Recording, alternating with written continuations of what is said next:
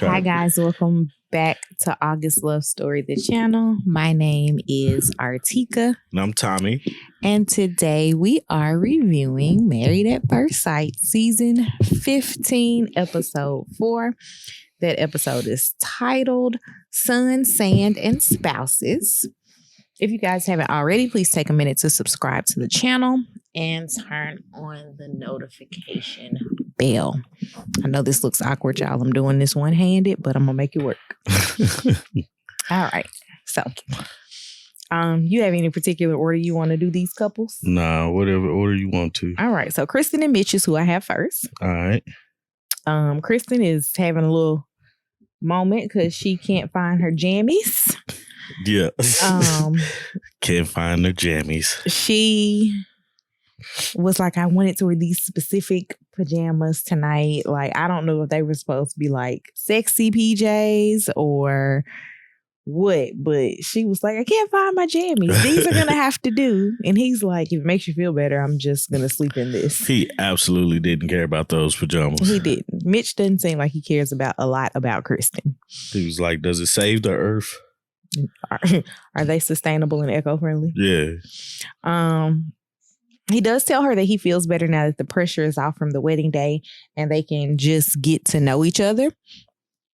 He tells her that she looks really nice without makeup on. Yeah. Which thankfully she's not a person who feels like she needs to be done up. Because she was like, this is what you would get from me the majority of the time. I'm usually out about no makeup on, kicking it. Yeah. The next morning they get up, they have breakfast together, and they talk about his weird food aversions. He says he's a picky eater. Yeah, he don't like white cream sauce. Like, he does. What'd she say? Mayonnaise and sour cream? Yeah. I don't like sour cream, but it has nothing to do with the texture. It's the flavor. Yeah. I just don't like it. Like, it doesn't have a flavor. It does. I mean, it has a flavor, but pair it with food, it's good. I can always taste it on top of things. Anyway. So this is the episode where the bride meets up with the groom's family and friends. And the groom meets up with the bride's family and friends. So, Kristen and Mitch's family started off wrong for me because both families asked, what are your intentions? First off, before we say anything else, I think Mitch is going to mess this up by being so eco-friendly. Like, for his mission. You know what I'm saying? Probably. Yeah, when I heard them say, what's your intentions? I was like, Artieka is not going to like this because nobody wants to say my intentions are, what you say, my intentions are to my intention was to marry your child or marry a person that just happens to be your child, friend, now whoever. I want to get to know her. Because that's really their intention. That is truly their intention. And it's like, this is stupid. Stop asking this stupid question. Yeah, that's one of those producer feds.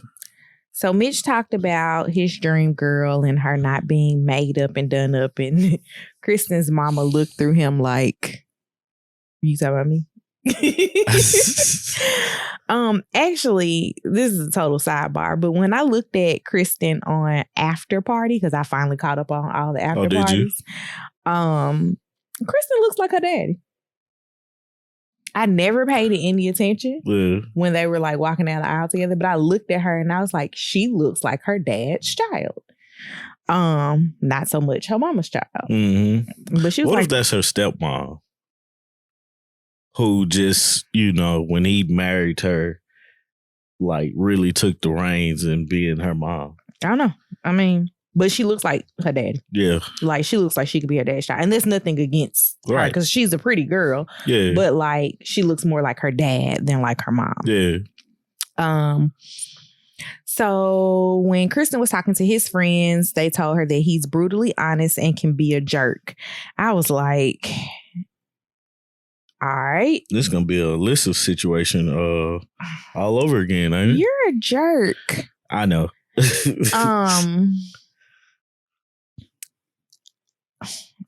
I don't know why that's what they led with.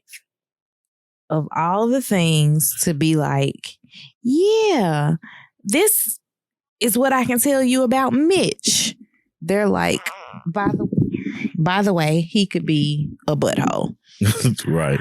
And who was there? His mom? And I don't remember. I didn't write down anybody that was there. Yeah. I said that just doesn't make me feel warm and fuzzy on the inside. They get back to talking to each other after the family meetups. Did you have anything else about the family meetups? Nah. Like their family meetups really wasn't that interesting to me. They usually aren't. Mitch did tell us that he hasn't had sex in a year and a half. And oh yeah, he did say that because he was like, Justin says. Yeah, that was when all the couples got to the honeymoon. He said he hasn't had sex in a year and a half, and he was like, unlike Justin, it wasn't on purpose. Just nobody was giving him no play. He was trying. He was shooting his shot. That tells me Mitch isn't doing a very good job. That tells me Married at First Sight is perfect for Mitch. Is Mitch perfect for Married at First Sight? Probably not. He said he's nervous about his performance, and then they get back to their hotel room the first night of the honeymoon, and Mitch tells Kristen that he does appreciate her assertiveness because he's never had a woman to be assertive around him, and he feels like that's something that he needs. Yeah. I think that's when he said that, I think that was very mature of him to understand and, you know, can be comfortable with that, because a lot of people wouldn't understand that coming into this situation. And it would probably turn a lot of people off from her really just saying, hey, this is what I want, this is what we're going to do, and this is what we're not going to do. And see, I think I just missed her being assertive. Yeah, they didn't show that. Oh, okay. Yeah, because when he said it, I was like, what is he talking about?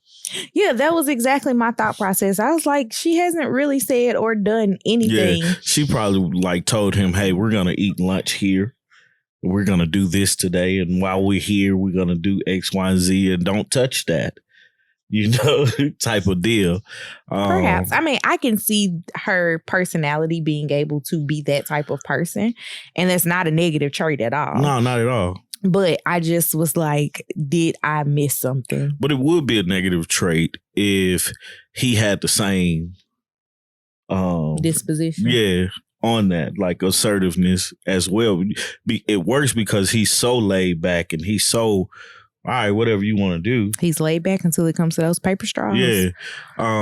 That was another thing that I wanted to bring up, and why I was like, he's going to mess this up, because when they found out they were going to Mexico, like you see the scene where everybody is popping the popper and, you know, putting on the, you know, oh, I got a t-shirt and all this and all that. And then when it comes to them, he's like, no, don't pop the popper. It just it's triggering, is what he said. Plastics in the ocean. Right. Plastics in the ocean. Can't clean them up off the beach. And he didn't want to wear the t-shirt because of, like, it said hubby on it. And she was saying that in her confessional. And I was like, bruh, it's a t-shirt that says, hey, you're her husband. Well, she was like, I'm going to wear my shirt. And if you choose not to wear your shirt, that's on you, but I'm going to have on my shirt. And then he was like, okay, I won't be a downer. I'll wear my shirt for you. Like, why is that such a big deal? Because, like, most of the time when you're on your honeymoon, or when we went to Disney, you Mr. and Mrs. or, you know, hubby, I can't wife. wait for matching family shirts at Disney. Man. Even though you're the matching family shirt person, right? I'm the one that's like excited about it. Yeah, like I like that stuff, man. You know? But that was the thing that really brought me to the idea that that's what's going to be a big hindrance on their relationship and their development, because that's hard. Those are simple things. It's a thing of, oh, I can't pop this popper in an exciting moment. Well, just pop it in a like an area. You know what I'm saying? We're in a hotel room, right? Like you can clean all this stuff up. I don't know, and the plastic has already been created to be this. Yeah. So you're not wasting anything new because it's already been done. Right. I don't know. But yeah, I like the fact that they were able to come together and like be real with one another at the end. So that kind of gives me hope a little bit with their relationship. Yeah. You got anything else for them? No, that's it. All right. So next up was Lindy and Miguel. Lindy also could not find her pajamas, but Lindy had a mini panic attack for 35 minutes. That's how long it was? Yes. Looking for these pajamas. She talked too much too. She talks a lot when she's nervous. Oh, that's what it is? I mean, she always nervous. Yeah. But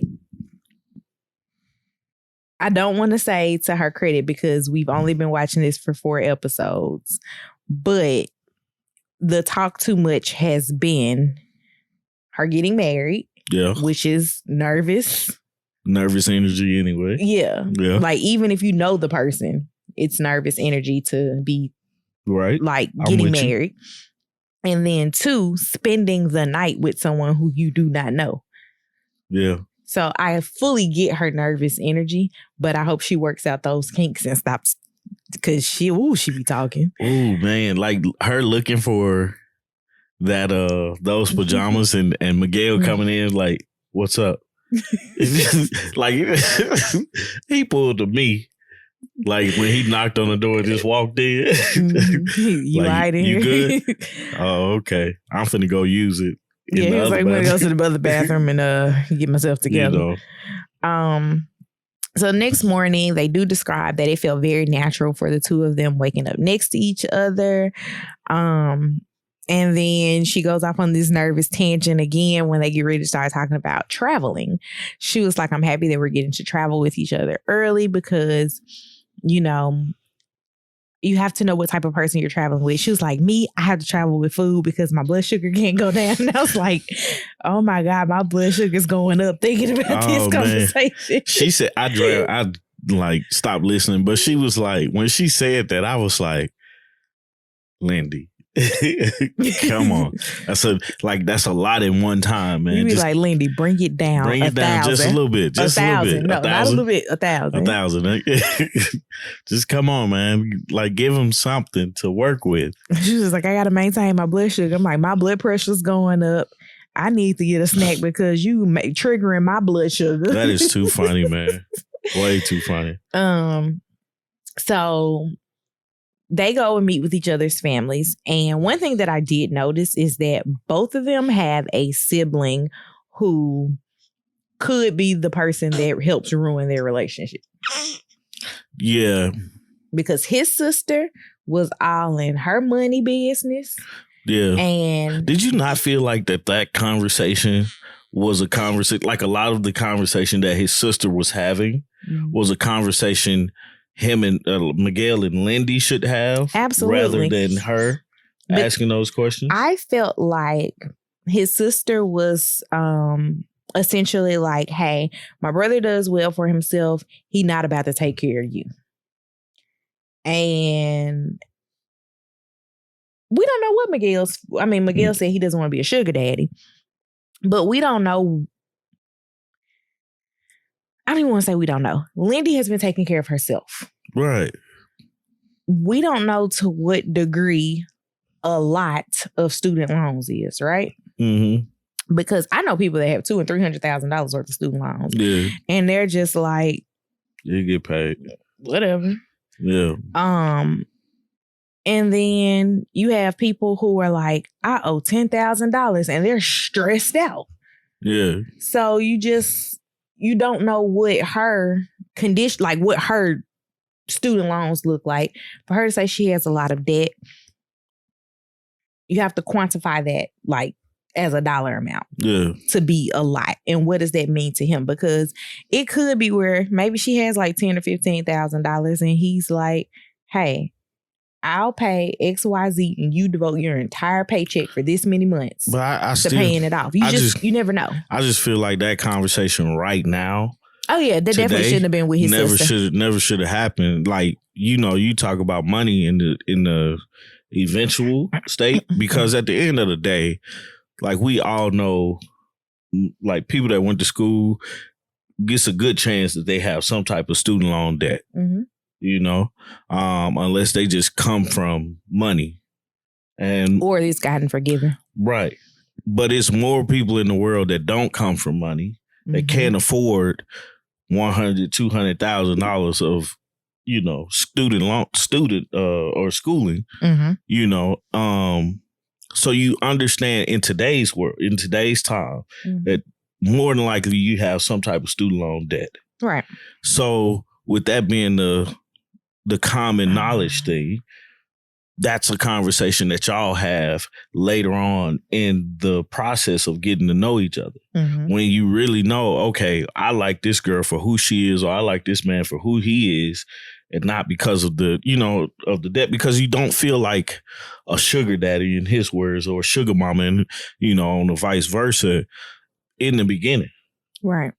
You still trying to get to know a person. So I think, especially the very beginning, because nobody's paying anything, because everything at first sight is everything's on a per diem. So it's like with that conversation, I was just like, I get the sister's point, but something or someone like Lindy, or, you know, somebody talking with the sister should have, like, it shouldn't have got that far. Right. With the finances. And then the brother, somebody needs to talk to her brother. Oh, wait. I'm still on the sister. Oh, yeah. That's all I had for the sister. She also was like, y'all astrological signs aren't compatible. Really? Yes. She was like, you're a Gemini, right? And he's a whatever his sign was. I think it was like a Capricorn Cancer. I don't remember what sign. It was not really important. But she was like, oh, yeah, because I read about those two signs and they're not really compatible. And Lindy was like, I mean, I don't know anything about that. Yeah. And so I'm like, girl, you started off by saying this ain't gonna work because of the sign that y'all were born under. So basically when your parents conceived you. Number two, it also is not gonna work because you got debt. Like, she just not gonna talk to his sister. Can you find me something healthy and positive about this conversation? She's just not gonna talk to her sister. But then, yes, moving on to the brother. The brother says he doesn't want them to rush into sex. And I'm like, but, okay, so part of this thing is religious, right? That's why he feels like they shouldn't rush into sex. But they're married. So if you look at it from the religious doctrine of, you know, being married, why you in my business? Right. That's the thing that I said too. It was like, you brought up sex, but the rule is wait till you get married. They're married. So that's the rule that you're telling her she needs to follow. Right.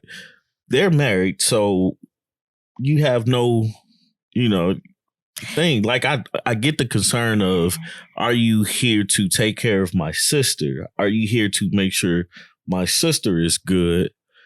You know, I get that part, but getting into their bed and like going past that first line of defense and them not bringing the conversation to you, I think you just overstepping. And I agree with you when it comes to the siblings are going to cause a rift in their relationship, or can cause a rift. They look like they're gonna try. Right, hard.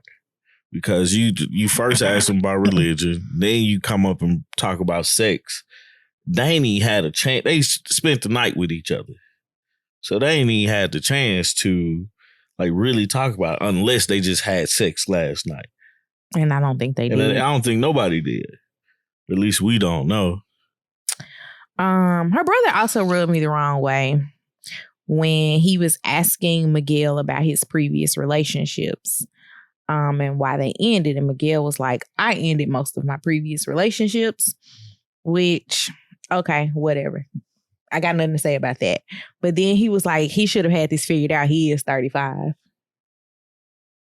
What does 35 have to do? Who said that? The brother. In the confessional. His brother got a confessional with the mom, and he was like, that kind of worries me about Miguel. He should have had his relationship stuff figured out. He is 35. Man, I don't have. And I was like, yo, shut up. God forbid whoever you with divorce you and you have to go back out here in these streets. Right, man. What I was thinking when he was talking to him actually was, I was like, how do you have this conversation in a way that you're getting to know the person that has just married your sibling or your family member? And the questions that you've asked are questions you wouldn't ask a person she's been dating. Or he's been dating. So the point is like trying to understand the point of that conversation or them doing this, because I don't think they always did this. I don't remember the earlier seasons. Yeah. Because I didn't watch a lot of them. Right. You know, so like for that being the case, it's like, can you ask better questions to make this meeting, this breakfast or lunch or whatever meal that you guys are having together, make this more meaningful? Right. Because it's pointless at this point. You know, you don't learn much of any useful information. Yeah, because nothing that Miguel's sister gave us was useful. Outside of the fact that he's a problem solver. Right. And you could have given me that in a million other scenarios. Right. You could text me that. But you could have given me way more scenarios other than he's not going to want to take care of you. Yeah. Like I've been like, what type of music you listen to? Do you watch cartoons? Is he like him, Miguel? Who are we talking about? Miguel and Lindy? For Miguel and Lindy, I would have talked more into the cosplay stuff. Like, are you into it? You know he likes this stuff, and more things of things he likes, things he don't like. And I feel like his friends may have gotten a little bit more into the things that he would like and dislike, but his sister was definitely like, he ain't finna be taking care of you. That was her bottom line. I guess this their grilling session. And like we've had the conversation about like the grilling session and I'm thankful that we didn't have to go through that. Yeah. With family. Like, because by the time we met family, like we lived together. Yeah. Perks of not living around your family. Anywho, you got anything else for them? No, I don't. Okay, so next up is Stasha and Nate. So when they get into bed with each other after the wedding, they talk about their expectations of a spouse. She talks about her having gaps in communication and wanting to pull away because of the gaps in communication because she creates these scenarios in her head. And he says that he felt really misunderstood being a military brat because he moved around a lot and he was always different. Yeah. Most of my military family has been very stationary. With their moves coming like every 10 to 15 years. So the kids were not like every like school year we were somewhere different. Yeah. It's like, take my aunt and uncle, for example. They were in Delaware, then they moved to Alaska. Their kids were able to start and finish school in like completely graduate high school in Alaska before they moved to South Carolina. Yeah. And they've been in South Carolina for 20 plus years. So I never saw that side of military. My military family has always just kind of been where they are. Yeah. And I get it. He was with his dad. He was different because he said his mom was Korean, I believe. Yeah. And so Korean mom, black dad, you automatically don't look like the neighborhood. Right. He said he was too light for some circles, too dark for other circles. Yeah. And so I fully get that. You never think about how cruel kids are about like superficial things like, are you light? Are you dark? Until like you have to revisit that trauma as an adult. And it was trauma. Like it was bad for me and my sister because we were dark skinned, like really dark. And then I think I grew out of it a lot faster than my sister did. I think. I don't know. I have to ask her about it. But I know, like, it was a big issue for her, but it was an issue for me. And I know we talk about it all the time because I'd be like, man, we gotta. I absolutely hate when people say you're pretty for a dark-skinned girl about anybody. Yeah. My mother went through that as a little girl, and I definitely don't want that. Triggers me for Lily. Yeah. Because Lily is pretty, period. Right. Not for a dark-skinned girl, right. not for a girl. She's just pretty. Yeah. And that's okay to say. Yeah. To a person. Like, you're beautiful. Right. You're absolutely gorgeous. Like, those things are okay to say. Nobody tells light-skinned girls, you're pretty for a light-skinned girl. Because they don't feel like they need to say that. Yeah. So, like, let's let's just, like, not put that thing out there. Yeah. And it doesn't have to be, like, a traumatic thing for anybody. Nate included. That's something I talked about too. It was like both of them had that type of complex of being light skinned when they were younger, and they had to grow out of it. And Nate was telling her how how that affected him, and it still kind of affects him today. I think that was a very mature conversation for them to have the first night. And I really liked that type of communication. I definitely wasn't expecting that type of conversation from them on the first night. I expected a lot more of, so who is Megan? Yeah, I definitely thought that was going to come up. I thought she was going to be like, yo, what's up with Megan? Because y'all used to do it. What? Like, what's going on with that? So Stasha met up with Nate's dad and his friend. Yep. And they talked about her being a workaholic. And his friend and his dad said, what if he wants you to slow down? Like, somebody's going to have to slow down. Yeah. And I liked her answer, but I was definitely thinking we'll cross that bridge when we get to it. Right. That was more of my thing, because what is she slowing down specifically for? Exactly. And that was my thing too. It was like understanding what it is. It was like, picture this, we just got married. I can't go with hypotheticals because this whole situation is a hypothetical. You know? And I'm in it right now. I have to figure out my way. I have to know who he is, learn who he is, and make a decision on if I want to be with him or not. So if that's the case, give me something to better understand him. Don't give me this hypothetical of what if he wants me to slow down. Like, yeah, eventually we'll get there and we'll know how to cross that bridge. We'll know the decisions to make then, because, you know, we have to make that decision. They did talk about both of them being stubborn and how they're going to have to basically both back down from their stubbornness. Yeah.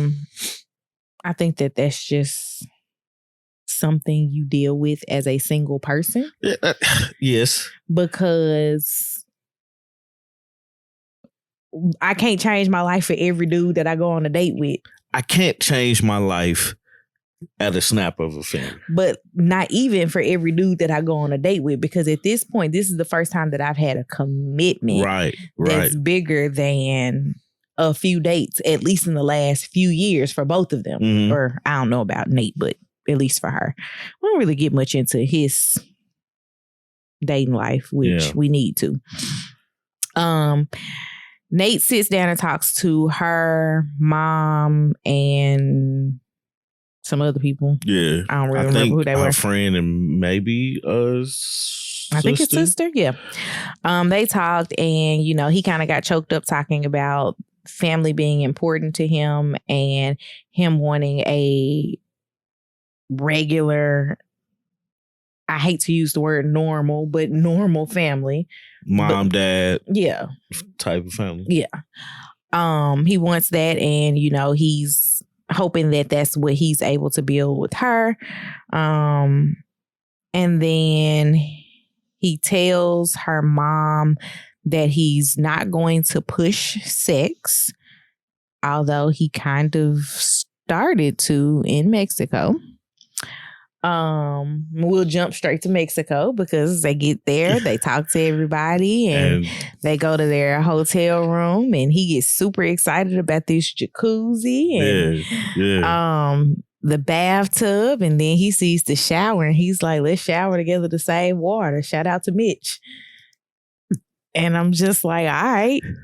She went for it. No, I feel like she was like, that's what she said. She was like, he wanted to save water, but was that not like the whole go on and say what you just said? Okay, so after party, they talked about it, and Keisha was like, did y'all forget the cameras was there? He was like, this definitely looks a lot steamier than it was when it happened. She was like, well, they didn't make it up. But definitely, I text you while I was watching, because Tommy and I watched this episode separately. I text him and I was like, this shower scene is awkward because is there not a camera crew right here? Like, we're showering here and there's a camera crew right there. And everybody's naked, acting like it's not. Well, they probably weren't completely naked.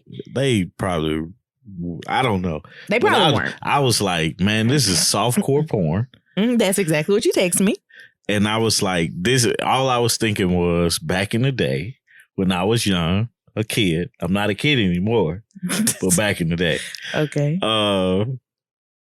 When we used to try to like catch the HBO, but it used to have the little waves and you could only get a little glimpse of it. That's what you felt like you was watching? No, I didn't. But that's what, put me in the mind of it. It was like, this is stuff that used to come on late at night on HBO and all those little different channels and stuff like that.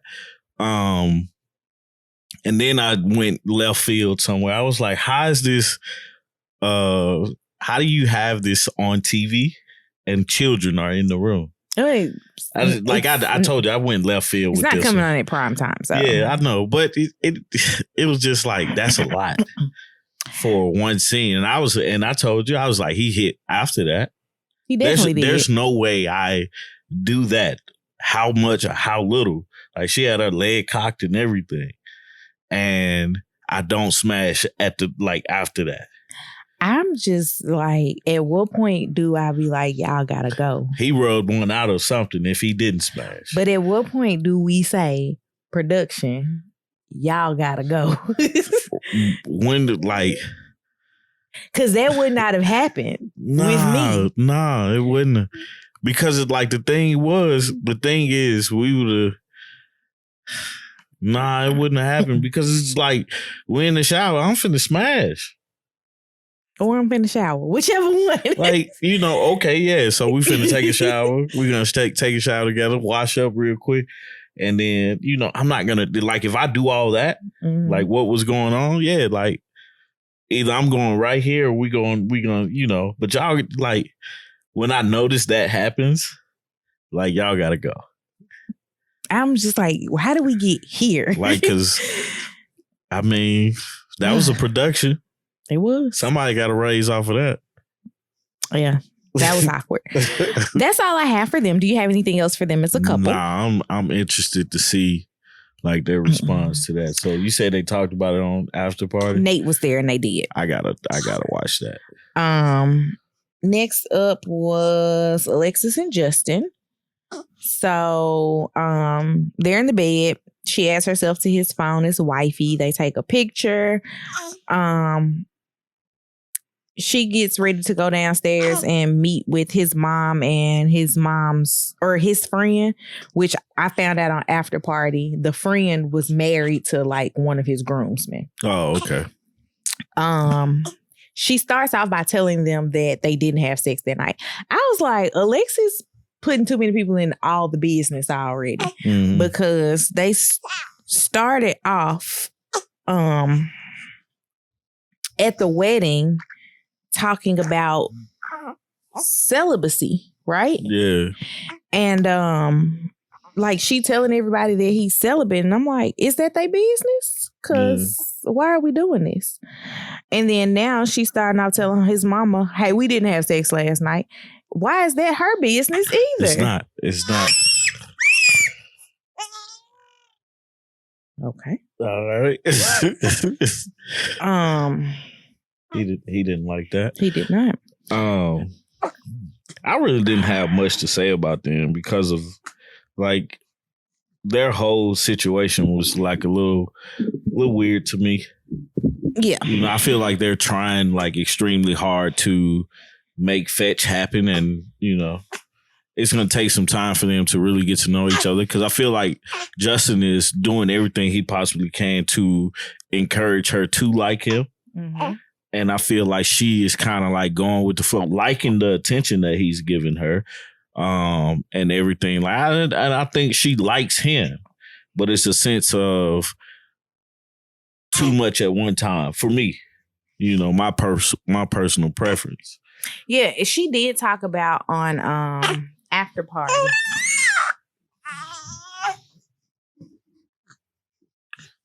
She talked about on After Party how they had matched with each other on Hinge, and she was like, he was doing too much, and that's why they never like went on a date. Like, she was like, he was annoying on Hinge, he was annoying on Instagram, because like they talked to each other on Hinge. He asked for her IG, she gave it to him, and then he started hitting her up on IG, and she was just like, no, this isn't gonna work. And then she was like, then we end up on Married at First Sight with each other, like married. So I'm like, God, is this you? So she's definitely going to push him to change things that he would not have necessarily changed. And I don't really like that, because I want him to be able to continue being himself, but she's making it seem like himself is not necessarily the guy that she would want to be with. Yeah. Let me see.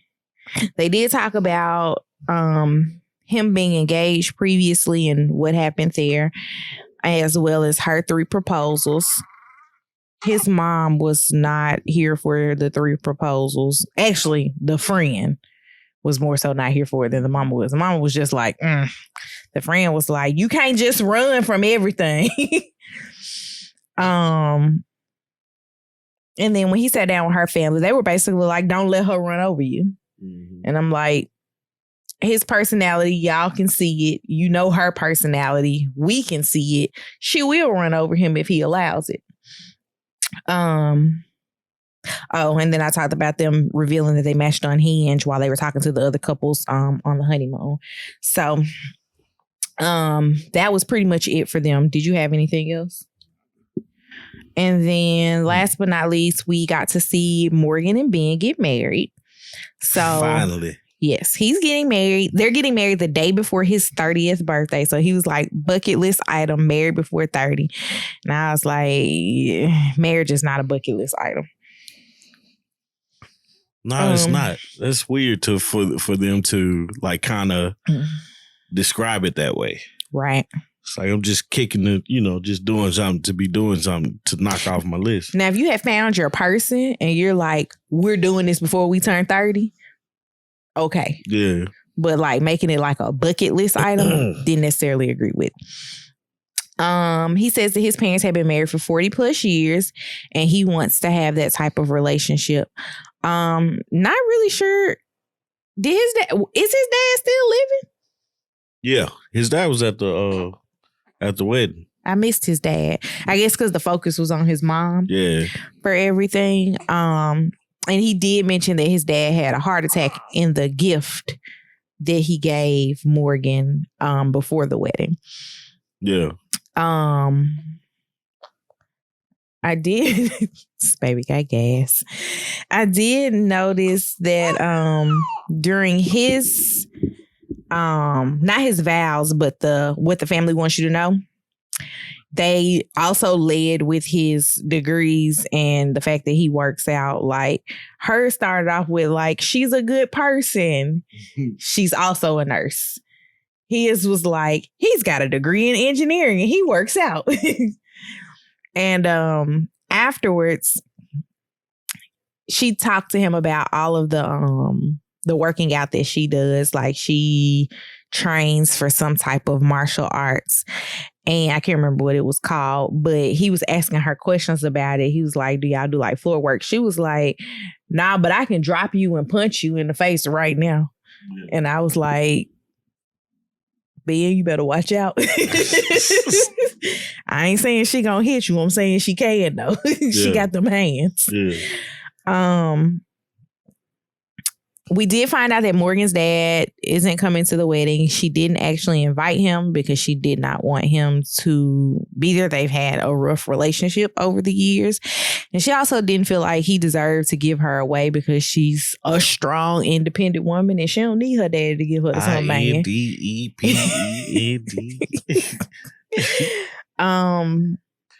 He tells his mom, which this bothered me. Before the wedding, he talked to his mom and he told his mom that if she did not like her, let him know and they could work it out. What does that mean? I don't know what that means. But I when I saw that, I was like, bro, you gonna struggle with this marriage. You finna struggle in life because you're tripping. Like, I don't know. I put his things to know led with his degree working out in his mama. And then pretty much that was it. We did get the 4 couples that got married first. They were all together on the beach when they arrived for their honeymoon. And they were all talking about their sexual tensions. I noticed that Kristen and Mitch had nothing to add to that conversation. Mm-hmm. Justin was like, yep, we gonna do it. Nate and Stasha were basically like, mm-hmm. And then who was the other couple? Lindy and Miguel. Yeah, Lindy and Miguel. Miguel was like, Lindy's beautiful. And that was pretty much it.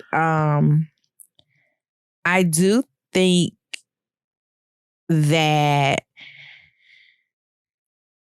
before this season ends or before we get to decision day, Lindy and Miguel are going to consummate their marriage. Nate and Stasha did it in the shower already. Yeah. They did something after that episode. Alexis, I don't know why I want to call her Alexia, but Alexis and Justin, they're gonna do it. They're gonna do it. And Kristen would give it to Mitch if Mitch gets out of his own way. They're gonna do it because the previews for the season said they did it. Like, he was like, we consummated our marriage, and Pastor Kyle was like, oh yeah. That's who it was? Yeah. See, I wasn't sure that the camera pan was actually to that couple. Nah, or if it was just to trick us into thinking. No, Mitch said, like, we consummated our marriage. Okay, so this season is going to be of people that have had sex. Yeah. Unlike other seasons. Well, I think, you know, with that, I get people saying, hey, I want to wait. But then I also get people saying, hey, like, I'm in this. Yeah, no, I fully get that part. You know, if I know I like you and we're here and this is what we're doing, like, hey, let's. Some of these people will have sex a lot sooner for someone that they weren't married to. Right, that's what I'm saying. It's just like this. Let's call a spade a spade. This is awkward. But yeah, I do. So we're saying at least 4 of these 5 couples are going to consummate. I think all of them are going to have sex. Okay. I just like, okay, yeah, 4 of the 5, because like Morgan and Ben, I think he's going to run into a big issue coming, like being such a mama's boy, and then also bringing up, what do you call it? He wants to be financially free. You know, like, I don't think that's a bad idea, but it's just the way you present it. And I mean, she's also a nurse. Like, let's not act like COVID isn't alive and well, and she can be out here making bank, because she can. Right. So Yeah. Like she can make more than he does in less time. I just have to see that interaction more between them two. And then like how he really is with his, like how she's going to be introduced to his mom or how it's going to be with his mom. So yeah, it's going to be hard because mom is like, I'm the lady in his life. Yeah. And Morgan is like, hello, hi, me. Right. Morgan comes out along to quote unquote replace her. You got a question for this episode? I don't, man. So the only question that I have is, at what point do y'all think Stasha and Nate kick production out? Right. I'm just like... Do y'all think Stasha and Nate did the do? Oh, we know they did. I mean, it could be a possibility that they didn't. No, he said they did. Oh, he said they did. Well, he didn't say they had sex. He was like, we got to know each other a lot better. Oh. To me, that's sex. Yeah, to me, that's sex too. You can't know a person any better than that. He was in your throat. Right. In your throat, inside of you. So you can't get to know a person better than that. Yeah. So at what point, that would be my question. At what point do you think Stasha and Nate decided to kick production out? And also, how would you guys react to Miguel's sister starting off the conversation saying y'all astrological signs aren't compatible? Because I've never even looked up our astrological signs to see if they're compatible. But that's just... I don't even know what yours is. I'm in Aries. Oh. Is that bad that I don't know that? No, because your auntie used to tell you like once every visit that we went to Tennessee, and you would be like, I don't know what that means. Is that going to get me paid some more? I don't know. Anywho, please don't forget to like this video, subscribe to the channel if you haven't already, turn on the notification bell, and comment down below either or and comma Stasha and Nate when they kick the camera person out, or have you ever had somebody tell you don't be with somebody because of an astrological sign? Like, yeah. Also, we go live. Like I said last time, we do this live for the members. So join our membership and this Sunday, we will be back live with Jack and Glenn for the All-Star Married at First Sight panel. They canceled last week because I don't remember the reason, but we're going to start back up this Sunday. So check us out on that as well. And I think that's podcast. Podcast comes out on Wednesday. Yep. So we're doing a new season of August Love Story podcast. Hopefully this time around, even though you guys are getting a glimpse of the baby, you'll actually get to hear / meet. Well, you probably heard him, but you know. Yeah, I'm sure you guys heard because he's been squealing. Yeah. Meet the little person and just hear a little bit about the journey to him making talk it about that. Earthside. Yep. With that being said, I'm out. Peace. Bye, y'all.